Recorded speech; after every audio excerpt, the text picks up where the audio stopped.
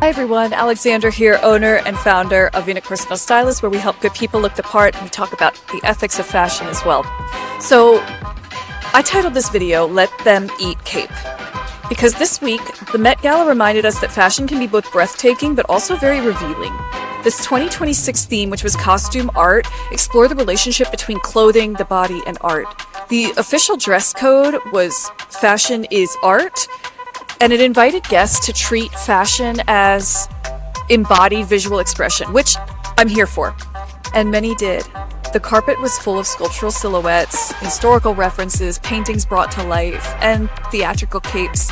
Garments that were not merely worn, but almost like performed.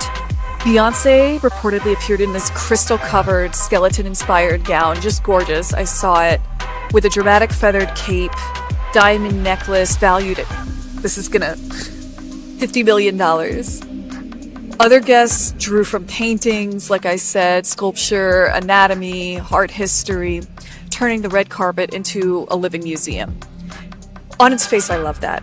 But that's where the title comes in, which is Let Them Eat Cape. Because the Met Gala, by the way, this is my Marie Antoinette-inspired outfit for this video. Because the Met Gala is always two things at once. It's a fundraiser for the Costume Institute, which is great. Their proceeds support exhibitions, acquisitions, publications, operations, everything you would imagine. But it's also an elite spectacle, and it's one right now that's juxtaposed on a stage in this country where many people are feeling everyday economic strain, or more like economic strain in their everyday life. So as of March 2026, the U.S. unemployment rate was 4.3%, with 7.2 million people unemployed. Consumer confidence also remains very fragile.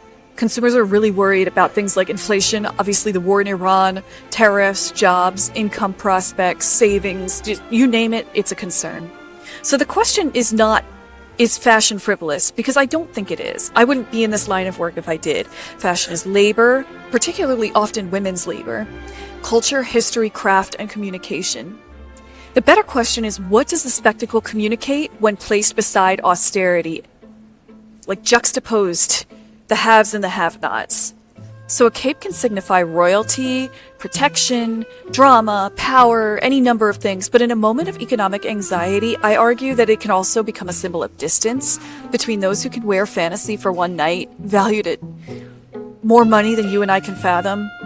And then there's those of us who are calculating rent, gas, whether or not we can afford to go to school, tuition, basic lifestyle needs.